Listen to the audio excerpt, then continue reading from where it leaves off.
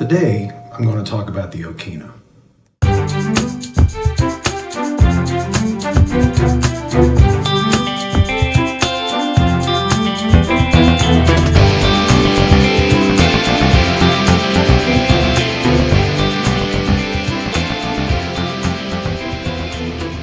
Hey, this is John Nelson Lee. Trying out to make the microphone work. It seems to be working fine. I think I figured out what was going on. It's a little visually distracting. I hope you like the little string of miniature skulls that I've got hanging on it for effect. Anyway, the only problem, besides it being visually distracting, is it's going to mess with my ability to gesture. I'm going to have to gesture with just my left hand, and I'm right-handed, so that might be a problem. Today, as I announced earlier, I'm going to talk about the Okina, and I want to apologize beforehand about my pronunciation. I barely speak passable English. Although I've studied a lot of languages, I realize that my pronunciation may not be perfect, and despite the fact that I have studied a lot of languages, I'm not fluent anymore in any of them, even English. But today I wanted to talk about the Okina, which is a letter in Hawaiian that represents a glottal stop. Glottal stop is not a letter in English, although we do use it in certain interjections. For example, the interjection uh-oh. If you hear that little catch in your throat at the beginning of the and the o, that's what's called a glottal stop. And in some languages, for example in Arabic and in Polynesian languages, that's actually a letter. In Hawaiian and other Polynesian languages, it's variously represented in a technical sense. People who are font geeks are going to tell you that it's represented different ways in different Polynesian languages, but essentially it looks like an apostrophe. If you're just a sort of an average reader and you don't get into fonts too much, you're going to look at it and you're going to go, oh, that's an apostrophe. And a lot of times when Arabic words are transliterated, you'll see it as an apostrophe. But in those languages, it is an actually functioning letter, unlike in English where it mainly appears in interjections. For example, the thing that you say to children and to pets when you don't want them to do something, when you go at, there's glottal stops all through that. So the reason I wanted to talk about the Okina is the other day it occurred to me, but it's something I'd been thinking about a long time, is that the Okina in Hawaiian is something that distinguishes between words. So if you leave it out, or if you accidentally put it in, you change, it's not the same word anymore. In English, a lot of times we will either put it in or leave it out, and it doesn't matter. For example, there are some, the one that people like to use a lot when they're talking about the glottal stop in English is the word blockhouse, and in some British dialects you'll say blockhouse, and you'll have the glottal stop in there in place of the K sound, and it doesn't matter. It doesn't change the meaning of the word. Well, in Polynesian languages, that change would change the meaning of the word. And another good example in English is when the glottal stop appears at the beginning of the word. A lot of English words will have a glottal stop at the beginning when the word is used. For example, if you just say the word apple, there's a little glottal stop there at the beginning before the A, apple. But in sentences, or when the word apple is paired with other words, sometimes that glottal stop totally goes away. Like if I were talking about a specific apple, I would say the apple, and as you can hear, the apple, that glottal stop is just vanished, but it doesn't change the meaning of the word apple. In Hawaiian, that would totally change the meaning. There's some, people who are going to be really technical will say that sometimes those glottal stops can be sort of elided over and it doesn't matter. But it doesn't change the fact that when you're actually talking about very specifically about distinguishing two different words from each other, the glottal stop matters in Hawaiian. It's an actual letter, as it matters in Arabic and other languages, especially Polynesian languages. A good example is the word kai in Hawaiian, Kai, which means it means sea, ocean, but it's also something that's used to mean salt water as opposed to vai, which is fresh water. And if you spell kai and if you pronounce kai just kai, that's what it means. But if you put a glottal stop between the a and the I and you say kai, that means to lead. It's a totally different word. So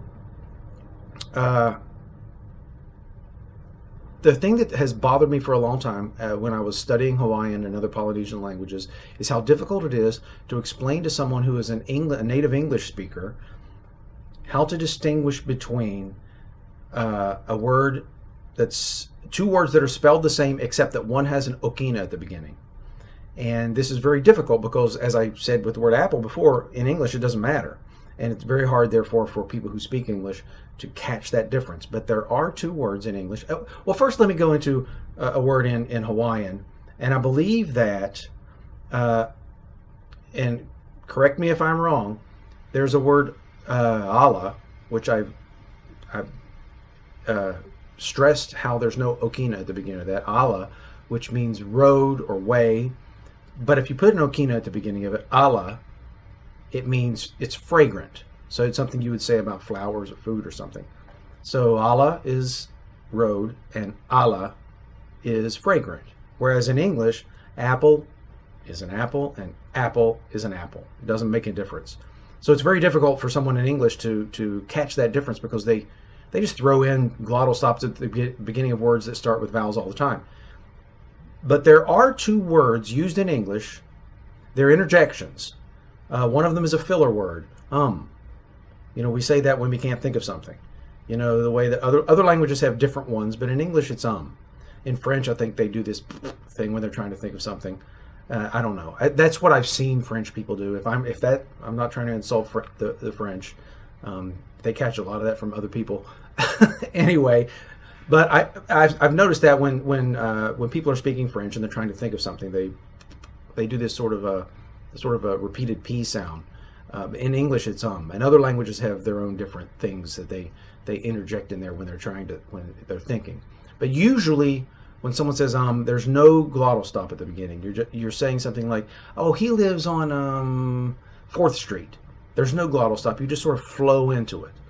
But the one we brought up earlier, always has that glottal stop. Even if you're in the middle of a sentence and you're like, "Oh, I walked into the office the other day and Bob was there."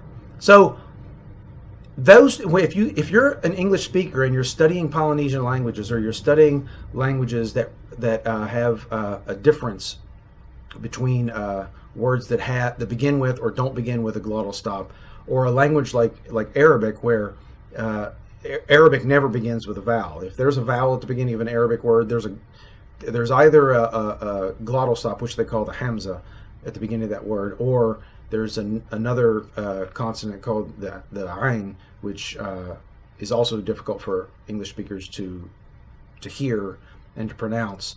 And so a lot of times in Arabic words that begin with ain, we just don't write it. But if you're an English speaker and you're wanting to learn a language that has one of these very deep consonants that our ear is not trained to hear, the best way to do it is to think of these two interjections that we use, and uh-oh. Uh-oh is very distinctive. The glottal stops there are very distinctive. And so if you can tell the difference between and uh-oh, you can tell the difference between ala and ala. And I bet, now that you're thinking about it, when I just said ala and ala, you heard the difference. And that's a little thing that I just wanted to share with people. And I'm not even saying that I'm the first person to think of those two words. The moment that it struck me, I was like, wow, this is pretty obvious. I bet someone else has come up with it. So, don't tell me, Randy Smith talked about this 15 years ago. Well, good on him. This is the first time I've heard of it. And I wanted to share it because I belong to a lot of social media groups where people are trying to learn languages. And I do know that during my time when I was studying Polynesian languages, this is one of the things they talked about as one of the more difficult things, which is strange because Polynesian languages are actually not that hard to learn. They're fantastically, beautifully simple languages. They don't bother you with a lot of cases the way that Finnish does. They don't have a gigantic alphabet that you have to learn a lot of difficult sounds the way that, for example, Arabic does. and the spelling is simple, so it's very much unlike French that way, and English. I mean, don't even get me started on English spelling. But most of Polynesian languages are so beautifully simple to learn, and beautiful in their language, and beautiful in the imagery of their language and the way they put words together. And anybody out there who knows Hawaiian, just one of the words that I think is incredibly just evocative in the way is pu'uvai. I just love that word, and I'm not even gonna say, go look it up. It's Pu apostrophe Okina Wai, and just the way that Polynesian languages put words together, and the speech pattern is just beautiful, easy to learn. The way it's spelled tells you exactly how it's pronounced. But that one thing is the most difficult thing for particularly English speakers to learn, is to distinguish when you're listening to these languages, a word that begins with a vowel and a word that begins with an okina followed by a vowel. So just think about that: ala and ala, and uh-oh. And that'll make it way better. And if you're not currently studying Polynesian, I would encourage you to do so. There are good courses out there. If you happen to have a chance to visit someplace, you can go to Samoa or Hawaii and take a course. Do it, because the culture is very rich. It's an incredible history, and truly beautiful languages that and beautiful cultures that I think you'll be really happy that you got into it. Anyway, John Nelson Leith, if you like me talking about something other than unboxing, which I've been promising for a long time, and I finally did it, so I'm going to pat myself on the back about that a little bit. Just subscribe to the channel, share it, and just come back next time for more thoughts of Leith.